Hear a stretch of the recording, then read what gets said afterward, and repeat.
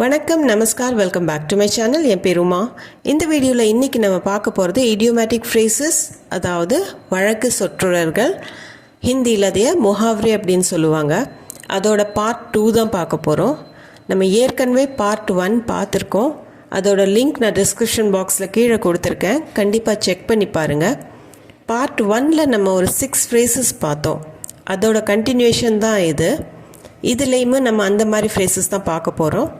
நீங்கள் ஹிந்தி கற்றுட்டு இருந்தாலும் சரி, அல்லது நீங்கள் பிகினர் லெவலாக இருந்தாலும் சரி, ஸ்போக்கன் ஹிந்தி கற்றுட்டு இருக்கிறீங்கன்னா இந்த மாதிரி ஃப்ரேசஸ் தெரிஞ்சுக்கிறது ரொம்ப அவசியமானது. ஏன்னா பேச்சு வழக்கில் நம்ம எப்படி தமிழில் சில ஃப்ரேசஸ் எல்லாம் யூஸ் பண்ணுறோம், அதே மாதிரி ஹிந்திலையும் யூஸ் பண்ணப்படுது. அது ரொம்ப சர்வசாதாரணமாக யூஸ் பண்ணுறதுனால ஸ்போக்கன் ஹிந்திக்கு இது ரொம்ப அவசியமாயிருது. ஸோ இந்த வீடியோ உங்களுக்கு கண்டிப்பாக யூஸ்ஃபுல்லாக தான் இருக்க போகுது. இந்த வீடியோவில் நம்ம ஒரு 10 ஃப்ரேசஸ் பார்க்கலாம். இப்போது நம்ம பார்க்க போகிற ஃபர்ஸ்ட் ஃப்ரேஸ் பார்த்திங்கன்னா உல்லு பனானா. உல்லு அப்படின்னா ஆந்தை, பனானா அப்படின்னா செய்வது, பண்ணுவது, அதுக்கு பனானான்னு சொல்லுவாங்க. உல்லு பனானா ஆந்தை ஆக்குவது அப்படிங்கிற அர்த்தம்.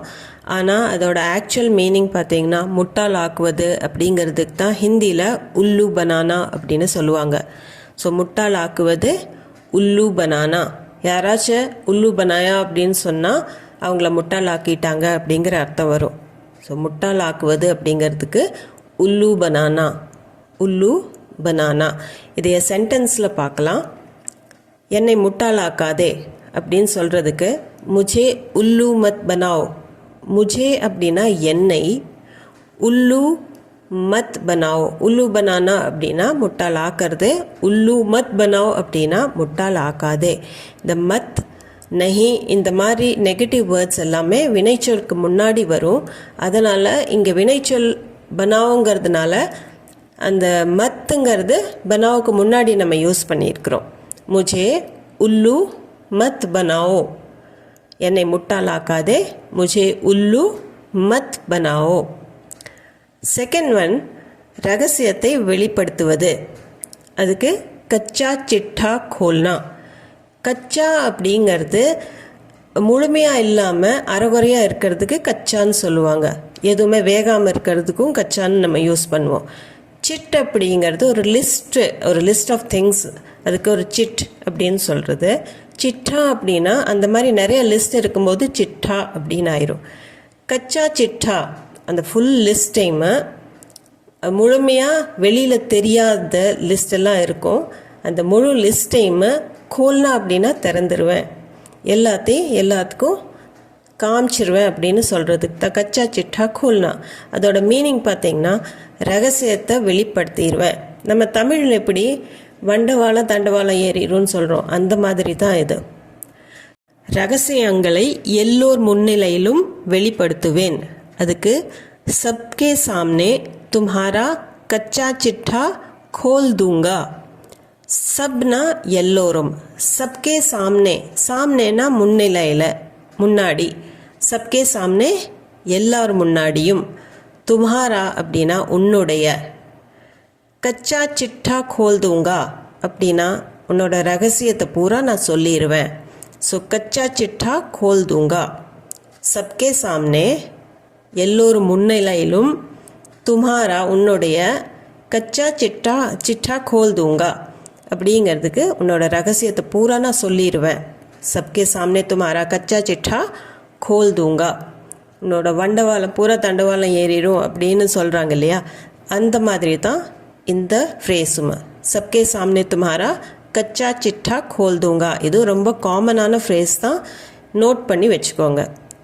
தேர்ட் ஒன், அவமரியாதையான பேச்சு முறைக்கு ஜபான் சலானா. ஜபான் சலானா. ஜபான் அப்படின்னா நாக்கு, சலானா அப்படின்னா மூவ் பண்ணுறது. ஸோ நாக்கு நம்ம பேசும்போது நாக்கு நல்லா மூவ் பண்ணி பேசுவோம். அதே ஸ்பீடாக பேசும்போது, அவமரியாதையாக பேசும்போது ஜபான் சலானா அப்படிங்கிற ஃப்ரேஸை யூஸ் பண்ணுவோம். இதுக்கு அவமரியாதையான பேச்சு முறை அப்படிங்கிறதுக்கு ஜபான் சலானா. யாராச்சும் பஹத் ஜபான் சல்தி है तुम्हारी அப்படின்னா நீ ரொம்ப பேசுகிற, மரியாதையாக பேசுகிற அப்படின்னு சொல்கிறதுக்கு தான் இந்த ஜபான் சலானா அப்படிங்கிறத யூஸ் பண்ணுவோம். ஜபான் சலானா. இதுக்கு சென்டென்ஸ் பாருங்கள். இந்த கால குழந்தைகள் நிறைய பேசுகிறார்கள். ஆஜ்கல் கே பச்சே பஹுத் ஜபான் சலாத்தே ஹேன். ஆஜ்னா இன்று, கல்னா நாளையோ நேற்றோ. ஆஜ்கல் அப்படின்னா இந்த காலகட்டம், நவ டேஸ் அப்படின்னு சொல்கிறதுக்கு. ஆஜ்கல் கே பச்சே, பச்சேனா குழந்தைகள், இந்த காலத்து குழந்தைகள் அப்படிங்கிறதுக்கு ஆஜ்கல் கே பச்சே. பஹுத் அப்படின்னா நிறைய, ஜபான் சலாத்தே ஹேன் அப்படின்னா ரொம்ப பேசுகிறாங்க. பேசுகிறாங்க அப்படின்னா சும்மா பேசுறது இல்லை, இதோட மீனிங் நெகட்டிவாக தான் வரும். அவங்க ரொம்ப அவமரியாதையாக பேசுகிறாங்க, ரொம்ப ஸ்பீடாக பேசுகிறாங்க அப்படிங்கிறதுக்கு தான் இந்த ஜபான் சலானா. So Aajkal K பச்சே பஹுத் ஜபான் சலாத்தே ஹேன். இந்த காலத்து குழந்தைகள் நிறைய பேசுகிறார்கள். நிறைய அவமரியாதை, அவங்கள பெரியவங்களுக்கு மரியாதை கொடுக்காம பேசுகிறாங்க அப்படின்னு சொல்கிறதுக்கு ஆஜ்கல் கே பச்சே பஹுத் ஜபான் சலாத்தே ஹேன். பஹுத் ஜபான் சலாத்தே ஹேன். நாலாவது பார்க்க போகிறது மிகைப்படுத்துதல் அல்லது இட்டுக்கட்டி பேசுதல். அதுக்கு நமக் மிர்ச் லகானா. நமக் அப்படின்னா உப்பு, மிர்ச் அப்படின்னா மிளகாய், லகானா அப்படின்னா தடவுறது. நமக் மிர்ச் லகானா. To spice up a story அப்படின்னு நம்ம எப்படி இங்கிலீஷில் சொல்கிறோம். காது மூக்கு வச்சு பேசுறதுக்கு இட்டுக்கட்டி பேசுகிறோம், மிகப்படுத்தி பேசுறதுக்கு நமக் மிர்ச் லகானா. சீதா எல்லாவற்றையும் மிகப்படுத்தி சொல்கிறாள். सीता हर बात नमक मिर्च लगाकर बताती है. சீதா ஹர் பாத் அப்படின்னா எல்லாவற்றையும் அல்லது ஒவ்வொரு விஷயத்தையும். நமக் மிர்ச் லகாக்கர் அப்படின்னா அதுக்கு நிறையா காது மூக்கு வச்சு அதை சின்ன விஷயத்தை பெருசுப்படுத்தி பேசுகிறதுக்கு நமக் மிர்ச், ஸ்பைஸ் அப் பண்ணி பேசுகிறா அப்படின்னு சொல்கிறதுக்கு நமக் மிர்ச் லகாக்கர் பத்தாத்தி ஹே. பத்தாத்தி ஹேன்னா சொல்கிறாள். சீதா எல்லாவற்றையும் மிகப்படுத்தி சொல்கிறாள். சீதா ஹர் பாத் நமக் மிர்ச் லகாக்கர் பத்தாத்தி ஹே. அது கொஞ்சம் ஸ்பைஸ் எல்லாம் ஆட் பண்ணி சொல்கிறா அப்படின்னு சொல்கிறதுக்கு சீதா ஹர் பாத் நமக் மிர்ச் லகாக்கர் பத்தாத்தி ஹே. நம்ம பார்க்கறது ஐந்தாவது கடினமாக உழைப்பது. அதுக்கு கூன் பசீனா ஏக் கர்னா. இதுவும் ரொம்ப காமனான ஒரு ஃப்ரேஸ் தான். கூன் அப்படின்னா ரத்தம், பசீனானா வேர்வை, ஏக் கர்னா அப்படின்னா ஒன்றாக்கிறது. ஸோ கூன் பசீனா ரத்தத்தையும் வேர்வையும் ஒன்றாக்கிறது அப்படிங்கிறதுக்கு கடினமாக உழைப்பது, வேர்வை சிந்தி உழைப்பது அப்படின்னு சொல்கிறதுக்கு கூன் பசீனா ஏக் கர்னா. கடினமாக உழைப்பது கூன் பசீனா ஏக் கர்னா. கூன் பசீனா ஏக் கர்னா. இதுக்கு சென்டென்ஸ் பாருங்கள். விவசாயிகள் வயல்களில் கடினமாக உழைக்கிறார்கள். கிசான் खेत में खून पसीना एक करते हैं. கிசான் அப்படின்னா விவசாயி. இது பன்மைக்கும் கிசான் தான் வரும். விவசாயிகள் அப்படின்னாலும் கிசான் தான். खेतனா வயல், खेत में வயலில். खून पसीना एक करना அப்படின்னா கடினமாக உழைப்பது. खून पसीना एक करते हैं கடினமாக உழைக்கிறார்கள். வியர்வை சிந்தி கடினமாக உழைக்கிறார்கள் அப்படின்னு சொல்கிறதுக்கு கூன் பசீனா ஏக் கர்த்தே ஹேன். கூன் பசீனா ஏக் கர்னா அப்படின்னா கடினமாக உழைப்பது. கிசான் விவசாயிகள், खेत में வயல்களில், கூன் பசீனா ஏக் கர்த்தே ஹேன் அப்படின்னா கடினமாக உழைக்கிறார்கள். கிசான் खेत में खून पसीना एक करते हैं. ஆறாவதா பாருங்கள். தவறான ஆலோசனை வழங்குதல் அப்படிங்கிறதுக்கு பட்டி படானா. பட்டி படானா. பட்டிங்கிறதுக்கு 2-3 மீனிங்ஸ் இருக்குது. இந்த இடத்துல பட்டி அப்படிங்கிறது ஒரு சின்ன ஃப்ளாட்டாக இருக்கிற ஒரு ஸ்டோனு, பட்டையாக இருக்கிற சின்ன ஒரு கல். படானா அப்படின்னா கற்பிக்கிறது. ஸோ தவறான ஆலோசனை கொடுக்கறது பட்டி படானா. இதுவுமே ஒரு நெகட்டிவ் வேல தான் எடுத்துக்குவாங்க. பட்டி படானா அப்படின்னா தவறான ஆலோசனை கொடுக்கறது. யாராச்சுக்கு பட்டி படானா அப்படின்னு சொல்கிறாங்க அப்படின்னா அவங்களுக்கு தவறான ஆலோசனை கொடுக்குறாங்க. அதுக்கு சென்டென்ஸ் பாருங்கள். அவன் தன் நண்பனுக்கு தவறான ஆலோசனை கொடுக்கிறான். वो अपने दोस्त को पट्टी पढ़ा रहा है. वो அவன் अपने दोस्त को தன் நண்பனுக்கு, அப்னானா தன்னுடைய, தோஸ்துக்கோனா நண்பனுக்கு. பட்டி படா ரஹா ஹை, பட்டி படானா தவறான ஆலோசனை கொடுக்கறது. பட்டி படா ரஹா ஹை அப்படின்னா தவறான ஆலோசனை கொடுக்கிறான். அவன் என்னமோ சொல்லி கொடுக்குறான், தப்பாக சொல்லி கொடுக்குறான் அப்படின்னு சொல்கிறதுக்கு பட்டி படா ரஹா ஹை. वो अपने दोस्त को पट्टी पढ़ा रहा है. பெண்ணை பற்றி சொல்லணும் அப்படின்னா वो अपने दोस्त को पट्टी पढ़ा रही है அப்படின்னு வரும். நம்ம பார்க்க போகிறது 7வது நினைவில் கொள்க, ஞாபகத்தில் வச்சுக்கோ அப்படின்னு சொல்கிறதுக்கு பாத் கோ காண்ட் பாந்தனா. பாத் அப்படின்னா சொல்கிற விஷயம், பாத்துக்கோ விஷயத்தை, காண்ட் அப்படின்னா முடிச்சு போடுறோம் இல்லையா துணியில், அந்த துணியோ கயிறோ எதுலேயோ அந்த நாட்டுக்கு பேர் தான் அந்த காண்ட். பாந்தனான்னா கட்டுறது, காண்ட் பாந்தனா அப்படின்னா முடிச்சு போடுறது. ஸோ நினைவில் வச்சுக்கிறதுக்கு அதை நான் சொல்கிற விஷயத்தை நல்லா முடிச்சு போட்டு வச்சுக்கோ அப்படின்னு சொல்கிற அர்த்தத்தில் தான் வரும். நினைவில் கொள்க, பாத்கோ காண்ட் பாந்தனா. என் பேச்சை நன்றாக நினைவில் கொள்க. மேரி பாத்கோ அச்சே சே காண்ட் பாந்த்லோ. மேரி பாத் அப்படின்னா என்னோட பேச்சு. பாத்துங்கிறது பெண்பால் வார்த்தை, அதனால் மேரி பாத் அப்படின்னு தான் வரும்.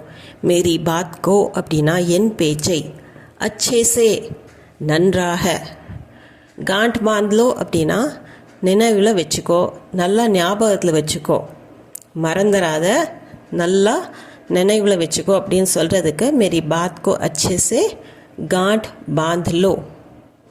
என் பேச்சை மேரி பாத் கோ நன்றாக நினைவில் கொள்க அப்படின்னு சொல்கிறதுக்கு अच्छे से गांठ बांध लो. मेरी बात को अच्छे से गांठ बांध लो. அடுத்தது 8வதாக பார்க்க போகிறது கடுமையாக தாக்குவது அப்படிங்கிறதுக்கு ஹட்டி பஸ்லி ஏக் கர்னா.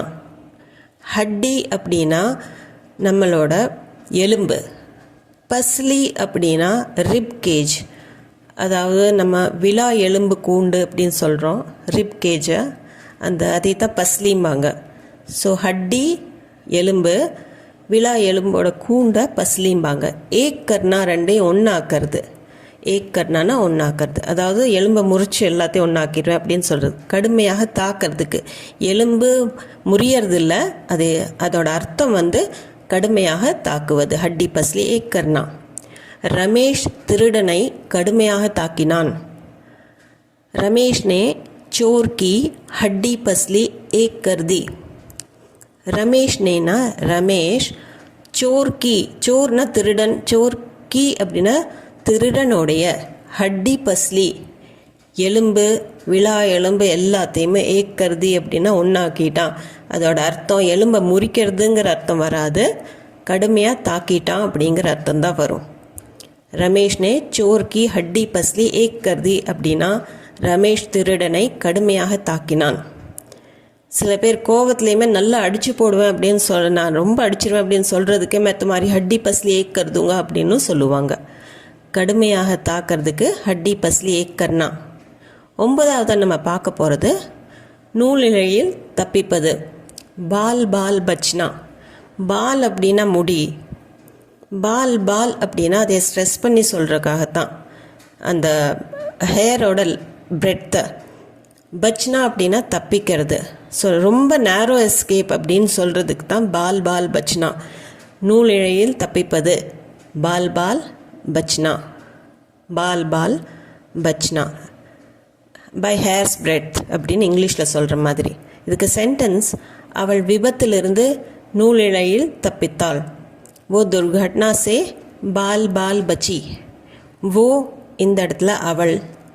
துர்கட்னா அப்படின்னா விபத்து, துர்கட்னா சே விபத்திலிருந்து. பால் பால் பச்சி அப்படின்னா ரொம்ப நேரோ எஸ்கேப்பில் அவள் தப்பிச்சிட்டா. நூலிழையில் அப்படின்னு சொல்கிறதுக்கு பால் பால், பச்சி அப்படின்னா தப்பித்தாள். பச்னான்னா தப்பிக்கிறது, பச்சின்னா இது பெண்ணாக இருக்கிறதுனால தப்பிச்சிட்டா அப்படின்னு சொல்கிறோம். இதே ஆணாக இருந்ததுன்னா ஓ துர்கட்னா சே பால் பால் பச்சா அப்படின்னு சொல்லுவாங்க. அவள் விபத்திலிருந்து நூலிழையில் தப்பித்தாள் அப்படின்னு சொல்கிறதுக்கு ஓ துர்கட்னா சே பால் பால் பச்சி. அடுத்தது 10வதா தேவைக்கு மிக குறைவாக கொடுப்பது அப்படிங்கிறதுக்கு ஊண்ட் கே மூமே ஜீரா. ஊண்ட் அப்படின்னா ஒட்டகம், ஊண்ட் கே மூமே மூனா வாய், ஒட்டகத்தோட வாயில். ஜீரா அப்படின்னா ஜீரகத்தோட ஒரு சின்ன ஒரு பருக்கு மாதிரி இருக்கிறது கொடுக்கறதுக்கு தான் ஊட்கே மூமே ஜீரா. தேவைக்கு மிக குறைவாக கொடுப்பது. தமிழில் இதுக்கு இணையானது யானை வாயில் சோளப்பொரி அப்படின்னு சொல்கிறது தான் ஊட்கே மூமே ஜீரா அப்படிங்கிறது. இதுக்கு சென்டென்ஸ் பார்க்கலாம். அவனுக்கு ஒரு லட்டு என்பது யானை வாயில் சோளப்பொரி போன்றது. एक लड्डू उसके लिए ऊँट के मुँह में जीरा जैसा है. एक लड्डू ஒரு லட்டு, उसके लिए அவனுக்கு, ऊँट के मुँह में जीरा அதாவது யானை வாயில் சோளப்பொரி, ஒட்டகத்து வாயில் சீரகம் போடுற மாதிரி தான். ஜேசாக அப்படின்னா போன்றது அப்படிங்கிற அர்த்தம். ஏக் லட்டு ஒரு லட்டு, உஸ்கே லியே அவனுக்கு, ஊட் கே மூமே ஜீரா ஜேசாக யானை வாயில் சோளப்பொரி போன்றது, மிக குறைவானது அப்படின்னு சொல்கிறதுக்கு தான் மூமே ஊட் கே மூமே ஜீரா.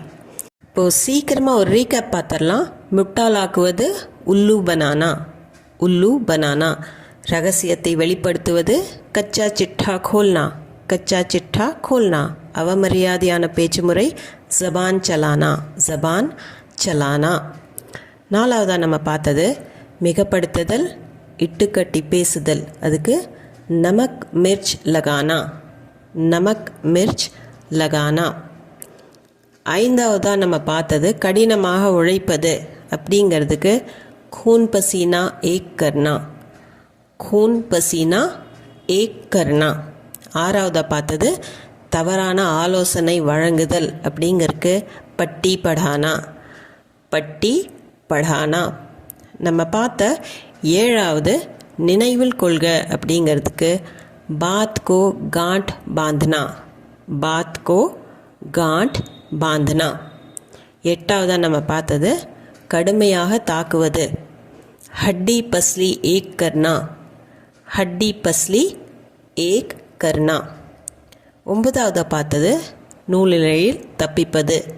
பால் பால் பச்னா, பால் பால் பச்னா, பால் பால் பச்னா.